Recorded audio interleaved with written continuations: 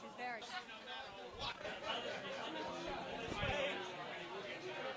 Tori Murray. And Tori, what made you audition for this show? Well, it was my first audition ever as well, and I mean, since it was for an off-Broadway show, I think it was a good start to kind of getting into the kind of swing of things. But I mean, I was very nervous, and if Joel will tell you, I was. Well, actually, Joel says you're one of the smartest little girls he's ever met. Well, thank you, but Now, had you heard of the show before? Did you know the album? I did not. But I did know, at first when I first heard of the show, which was actually the day before the audition, I had already heard of Born to Entertain, which was one of my favorite songs at the time. So, I didn't know the show, but I knew the song. So. Now, did you know that Laura Bell Bundy and Natalie Portman had already played this role? At the time, I had not, but now, I mean, they're so amazing, and I'm so thrilled to be playing the same part as them. It's. Now, what did you base your performance on? Was there anything that you've seen that you based it on?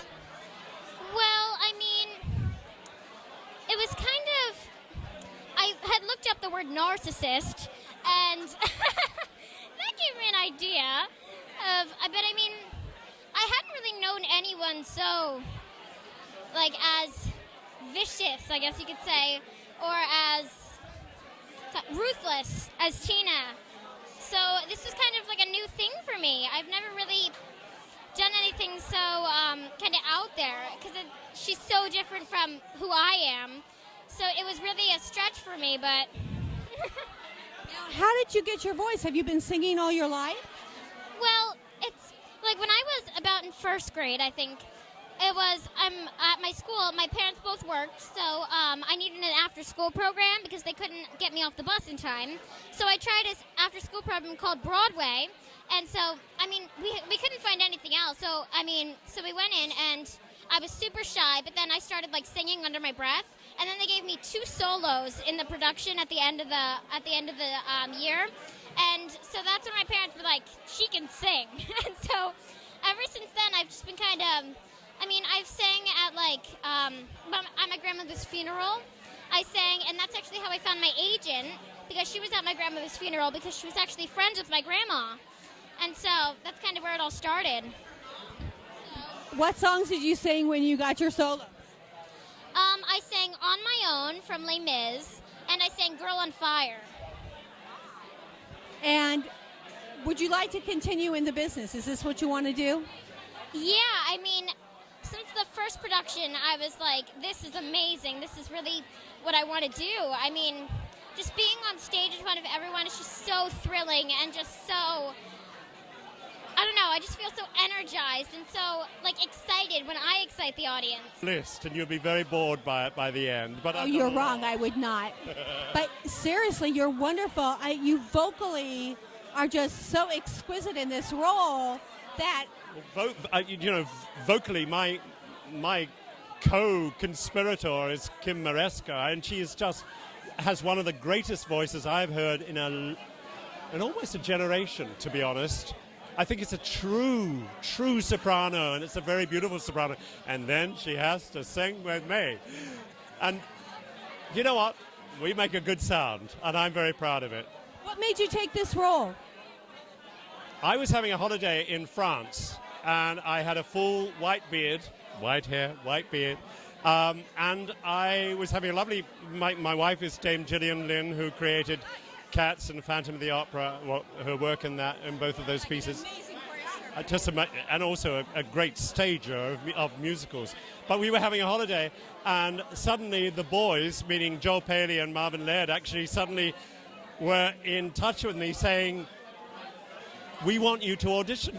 No, we want you to play the part, is actually what they did. And then they said, would you actually put to camera, like this camera, would you do the opening speech? And so with a beard and my wife's earrings and my wife's scarf on, I went down into we've got a little cottage on the grounds, and I closed the doors and I went, talent, where does it come from?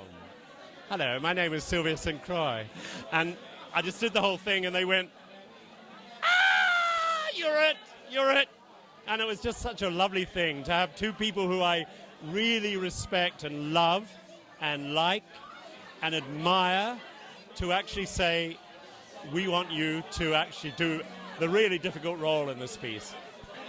The lead of Ruthless is Kim Maresca, and we are here with her right now. Kim, how does it feel to take on this role? It's a lot of work, but it's even more fun.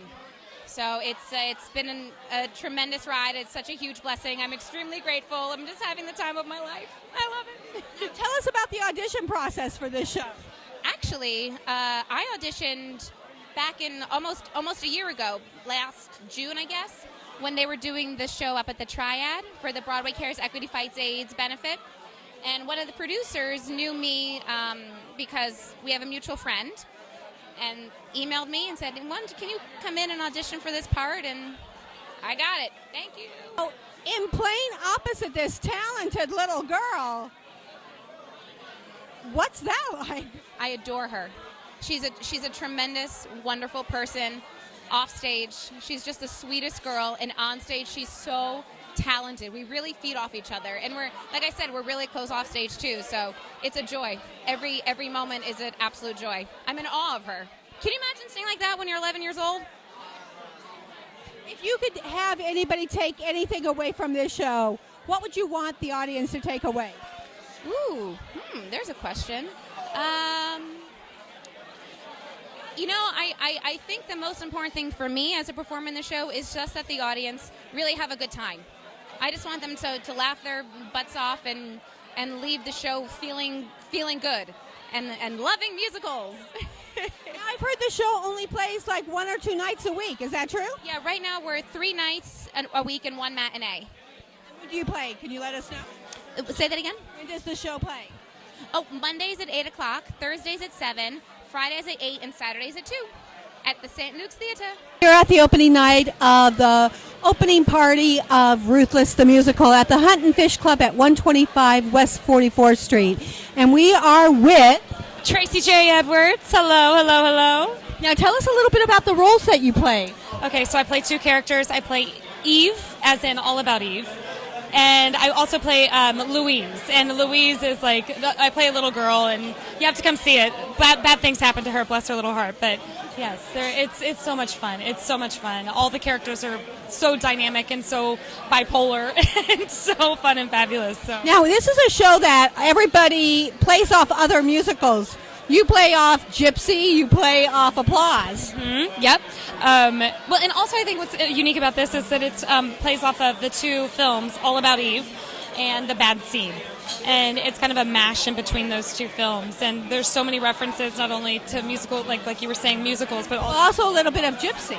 Yes, absolutely. Like, of course, I'm doing it for you, baby, all that kind of stuff. Now, had you seen the show before this? Never.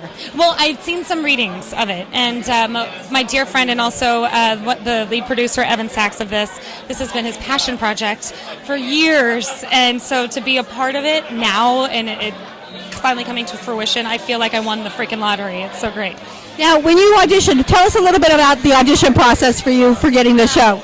My situation is a little interesting. I lived in Los Angeles. I just moved back for this show. I had given up the business. I've done Broadway, I've done off-Broadway, and I gave up the business.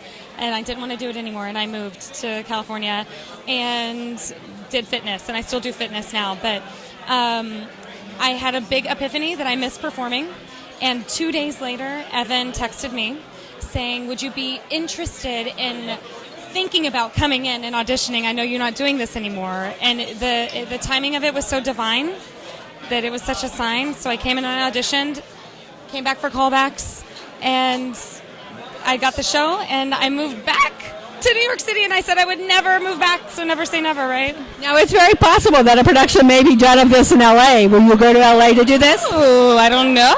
I'd be honored if they asked me to do any other productions of this. It's a dream. It's a dream show. It's a dream show. It's so great. So, if you had to give one thing that people take away from them from the show, what would that be? Oh gosh.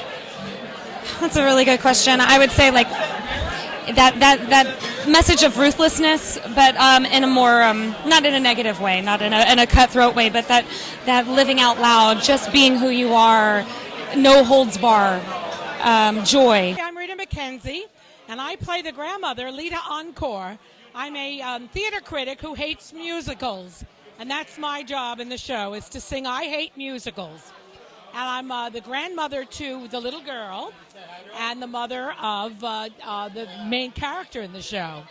And I was with the show 24 years ago when they did it in Los Angeles, and we made the album there. So this is my second go-round with the show, my first time in New York with the show. So it's been a real pleasure to be a part of this with this cast. So you did the show with Joan Ryan. I did the show with Joan Ryan. This mother, she's not vicious, but she tells it like it is, but it's very funny, okay? And her daughter is, all the characters in this show are crazy, So she's part beautiful and part crazy and part, Have you seen the show Something Rotten yet? Oh, yeah, I've seen it. I liked it. I liked it a lot, especially that first act. Love that number. The musical, that's what I love. And I sing the antithesis to that, which is I hate musicals. So, yeah. No. Hi, I'm Andrea McCullough, and I'm playing Miss Thorne in Ruthless. Now, had you seen the bad scene in Eileen Hackard? No, and Joel, when he found out that I hadn't seen it, he was like, you can't. No, everyone who is in the show has to see Bad Seed. So I watched it, and I saw all the amazing character people in it. Amazing. And I finished watching it, and I went, this is disturbing. You have the best role from that movie, Eileen Hackard. Right, because she kind of knows something's up with that child. She knows that there's something doing. Ooh, ooh, ooh, ooh, ooh. Now, what was your audition like for this piece? Oh, it was a blast because we did the kind of the pre-screen, and then we went into the callbacks, and you just ran in and out and read and sang with all the different kinds of people, and then you worked with Marvin. A lot of people don't do that now. Like they send you all the music to learn, and you learn it. But he actually took time to say, everybody who's singing, I hate musicals, read and sing with us all as a group. So you're with all your other fellow compadres. And also another friend of mine who was in another off-Broadway show that I did before that, she was called back too. So it was kind of like Old Home Week, and it was very wonderful. So. Is this kind of like a dream role? I've played a lot of variations of teachers and, people who were becoming teachers, like that you knew when you acted them that they'd be teachers later or whatever. Yeah. The ones that we knew, we're not going to make it. She's actually kind of like Miss Flannery in Thoroughly Modern Millie. Surprised that there's no references from Mame in there. There are no references from Maine, but we can put one in since I'm the writer and I'm changing it all the time. I mean, I put in the Donald Trump line just last night. Now, tell us what you did for the show. I wrote the music, and we had Bernadette, who I've been conducting for many years, there tonight.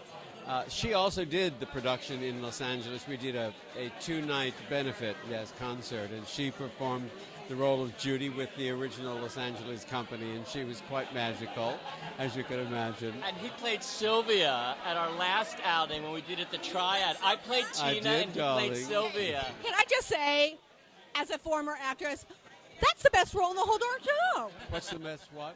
Sylvia, it's the best role in the whole show. It is. It's fabulous. It gives anyone, whether man or woman, it gives them a chance to be completely outrageous, but at the same time, to the manner born, elegant, and wise. All of the good things that a person wants to be when you put on a pair of pantyhose. Now, this is really an homage to different musicals. Like, if you really know musical theater, this is before Something Rotten, and it's really an homage. How many shows did you use in writing the show? Well, I would say, we started out referencing a lot more things than we do now, because when we first put the show together, it was really an homage to the Bad Seed. And then because we also loved other shows like The Women and Gypsy and things like that, Applause, those things had a tendency to creep in from time to time. But now it's pretty much The story of my life and my narcissistic mother. No, I'm right that I think the song is called Bada Da Ba Da Ba in Applause. Oh, right. Well, it's a possibility. I steal from Gershwin as well, darling. I'm somebody that memorizes music when I see it, and I'm like, wait, oh, how fun! So it's kind of like a game for somebody like me. Well, yeah, because we have referenced a lot of things, and I find it amusing to be able to strike familiar bells in other people's heads. Whether it or not the composer is amused, I'm not always sure. But we have a great time paying homage to a lot of things. Well, I have to tell you, I didn't know this show before, which is shocking, and I am so thrilled to have learned it. So glad that you enjoyed it. I'm so glad you came. Oh, good.